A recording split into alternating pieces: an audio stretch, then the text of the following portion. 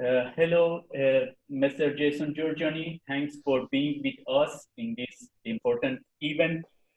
Uh, as we were discussed before, we received several questions from our Finnish friend related Islamic invasion that they would like to know your opinion about these questions. So I'll ask the questions now again, and feel free if you don't want to go through any of them to change the topic to another question.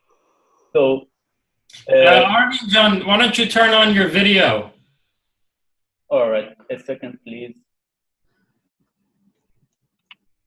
درود بر شما. Thank you.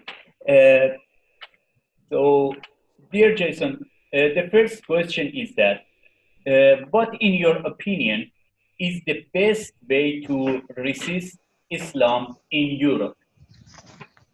Would you like to answer this? Yeah, so look, there are short-term methods of resistance, but then there are also more long-term solutions to the challenge that's faced by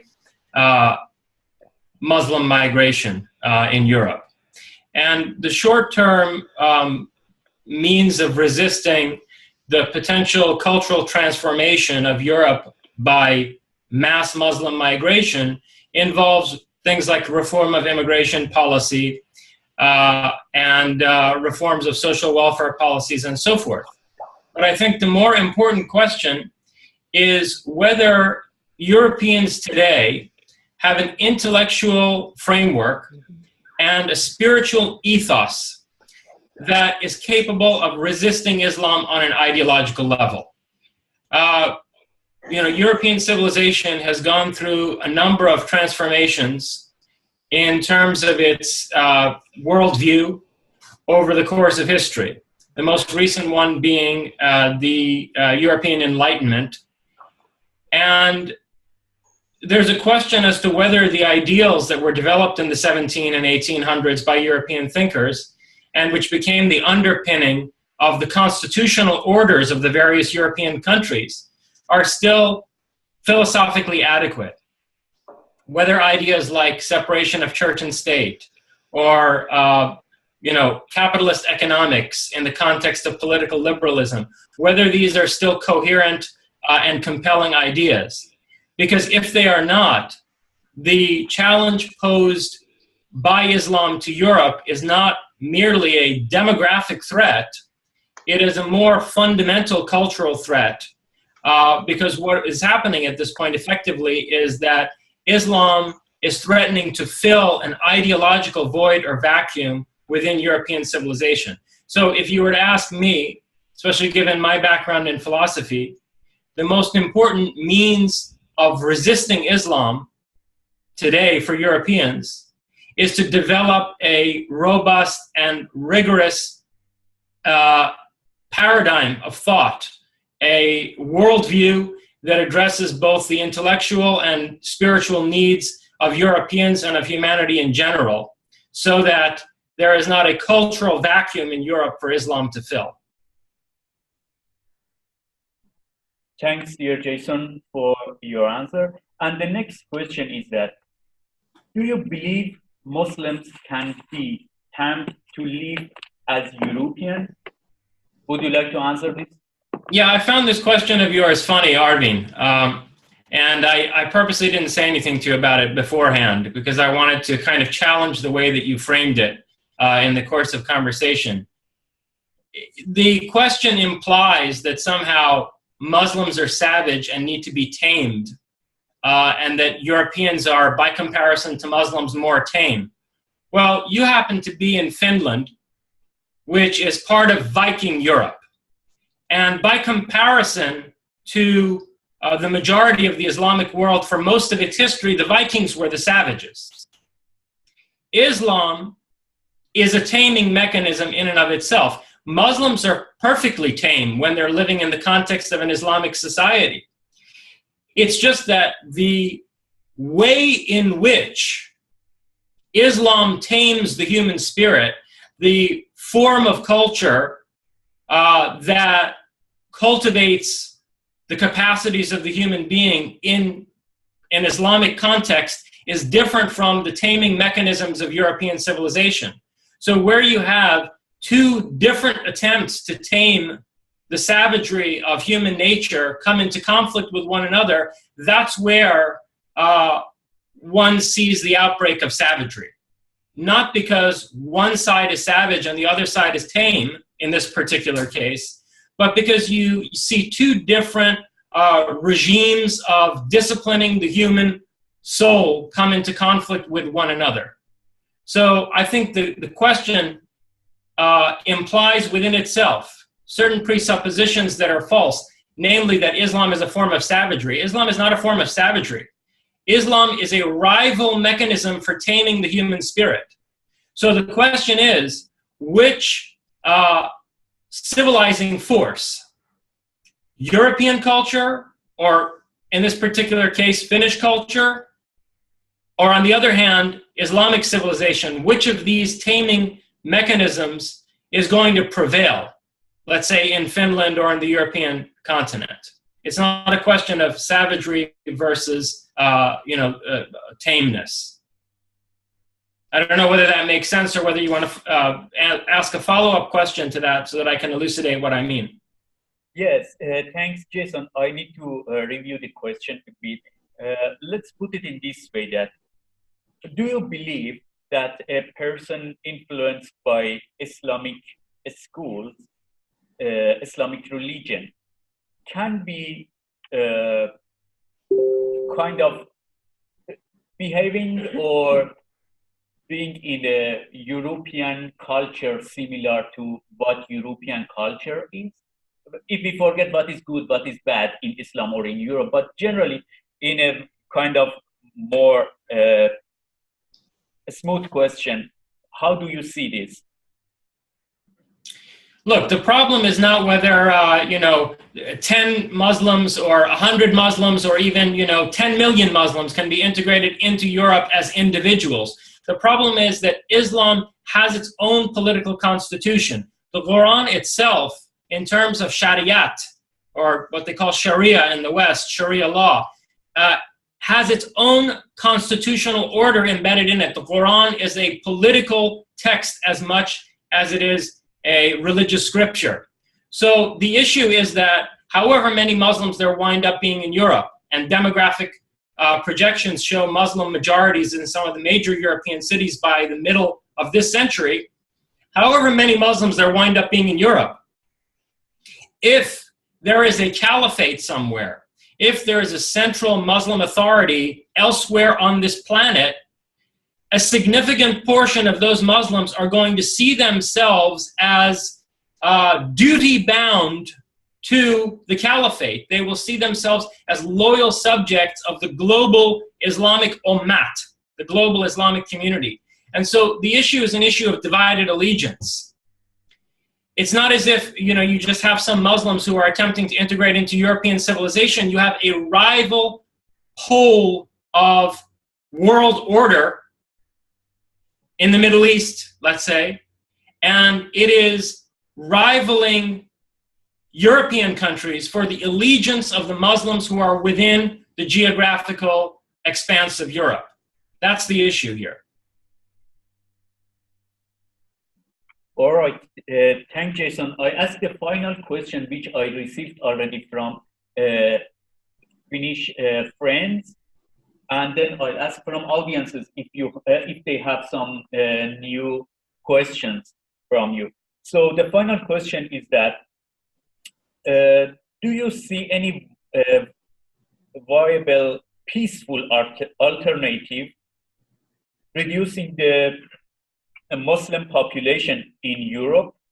And again, if you don't feel fine with this question, maybe you can change it to, do you find any viable, peaceful alternative for reducing Islamic anti-cultural invasion which is happening in Europe? You can talk about either cultural matter or population. What suggestion would you have? Thank you.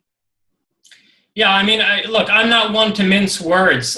You can't separate the two. There's only a cultural threat faced by Europe because there's an increasing Muslim population in Europe. Otherwise, there would be no cultural threat to Europe from Islam.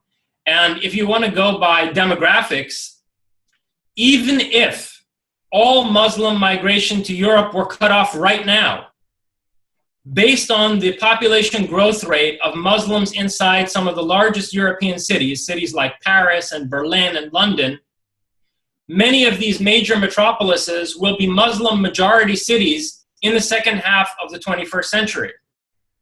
That's a very serious problem.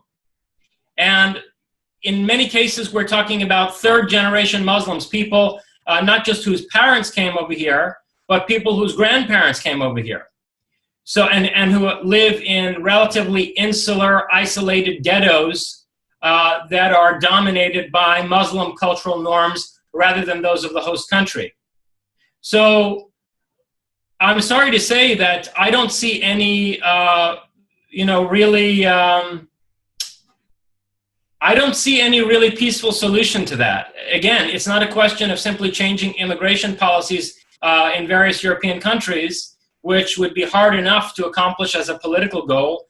I can see that happening over the next 5 to 10 years. You're seeing increasing electoral successes by populist or nationalist parties in Europe. And one can imagine that such a trend would eventually manifest in a place like France, or maybe even someday Germany, okay? But there's this other deeper problem, and that's what are you going to do with people who've been there for several generations, where the children or the grandchildren of the migrants have become more radical Muslims than the migrants who took up residence in those countries in the first place. What are you going to do with those people? They're not going to leave voluntarily. What incentives are you going to give a 20-year-old Syrian whose parents came over during the recent war? What incentive are you going to give that 20-year-old Syrian 30 years from now or 25 years from now to go back to Syria when he really has no connection to that country? I don't see that happening. One of the solutions that's been proposed is to give massive incentives for repatriation of the Muslim population back to their countries of origin.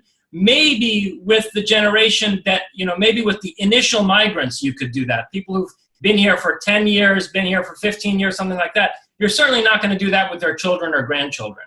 And that's really where the threat comes from in terms of demographics. It's with the population growth rate of the children and grandchildren of those who have sought refuge in Europe. So I'm afraid we are going to face a catastrophic social crisis, particularly within metropolitan areas of Europe over the next 30 years. And again, I would return to the very first thing that I said in response to your initial question. The solution to that kind of a problem has to be a deep philosophical and spiritual solution. You have to inspire people with a new vision of human life. I was sitting here listening to Shahruz talk about Cyrus the Great.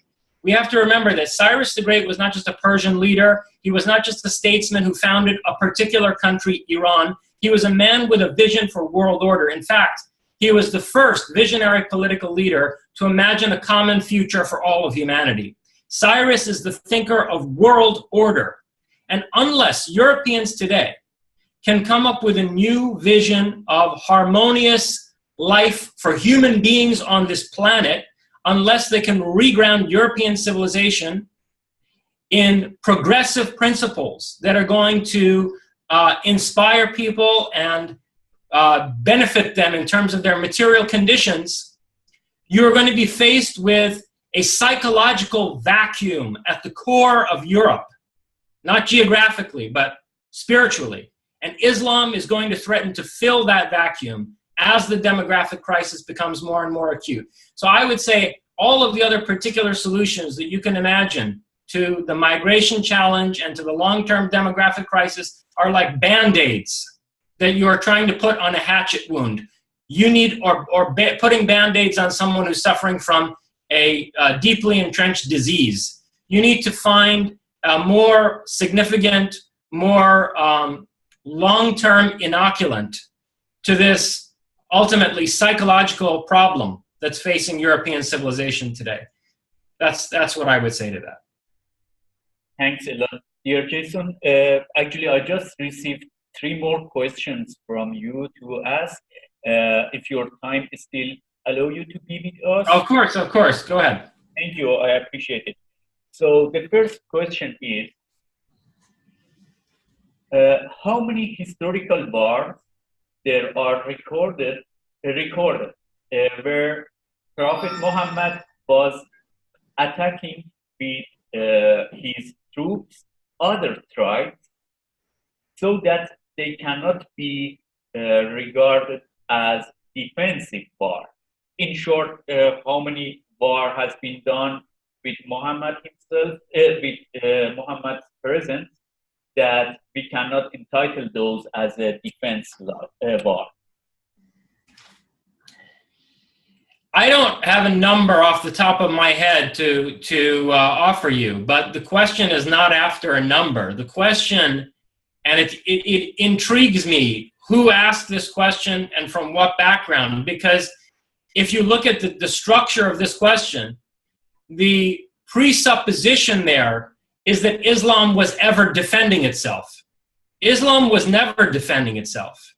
If you look at Muhammad's project in the Arabian Peninsula from day one, the way in which it threatened the economic structure of Mecca in particular, and the challenges that it posed to the relatively pluralistic culture of the Arabian Peninsula, where you had many different tribes with many different folk religions, and you had many foreign religions in a place like Mecca. You know, Mecca was actually basically a cosmopolitan center of various religious cults, not just from the Arabian Peninsula, but it hosted religious pilgrims from the wider Middle East, from the areas of the Eastern Roman Empire and Sasanian Iran. So Mecca had this very pluralistic culture and an economy based on trade, which right from the start was threatened by Muhammad.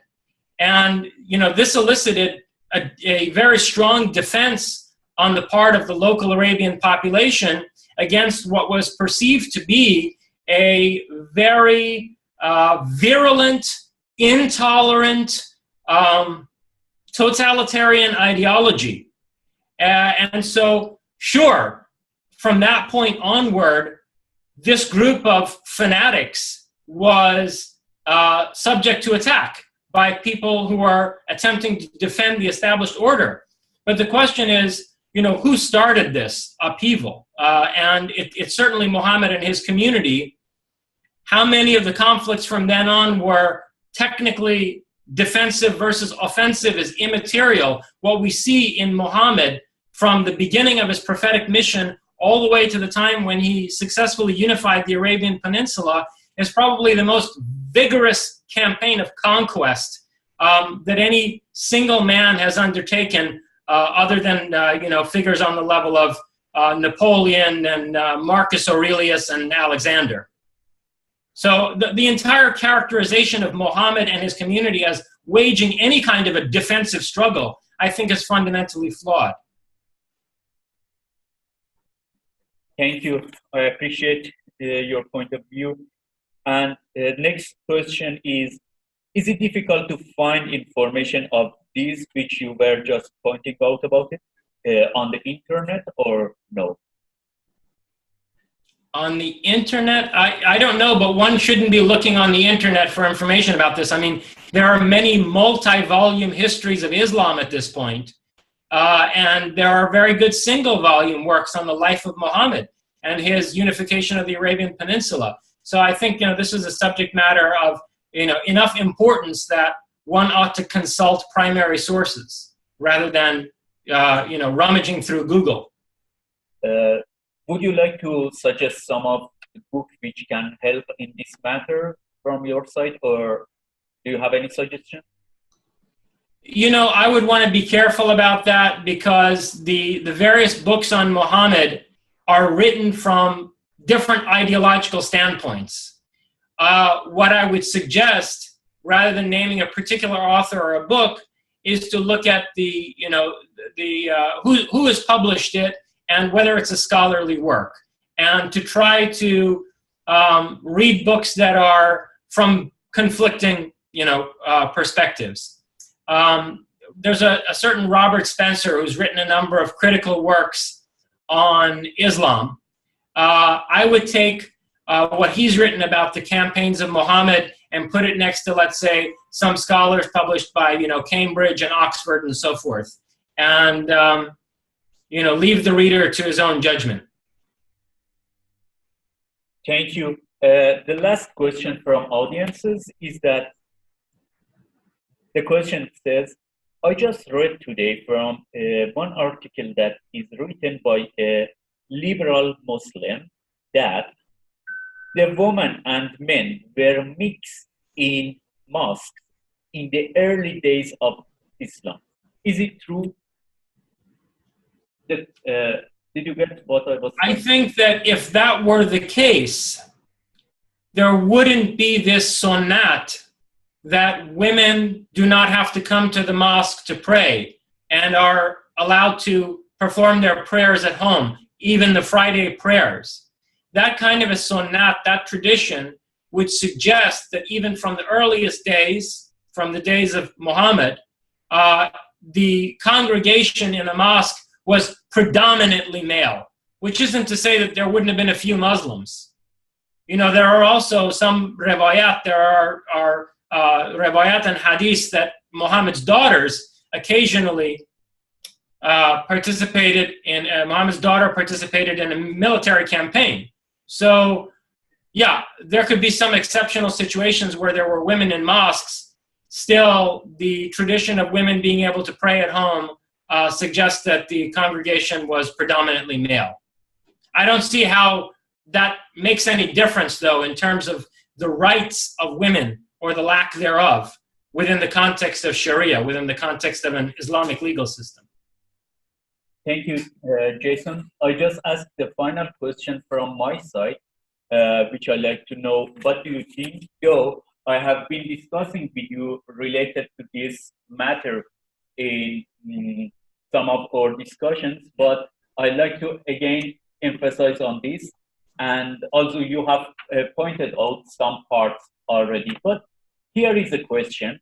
Finland as a beautiful advanced country with a high education population and very kind people who know about social responsibility in the society, how to treat each other at workplace and so on.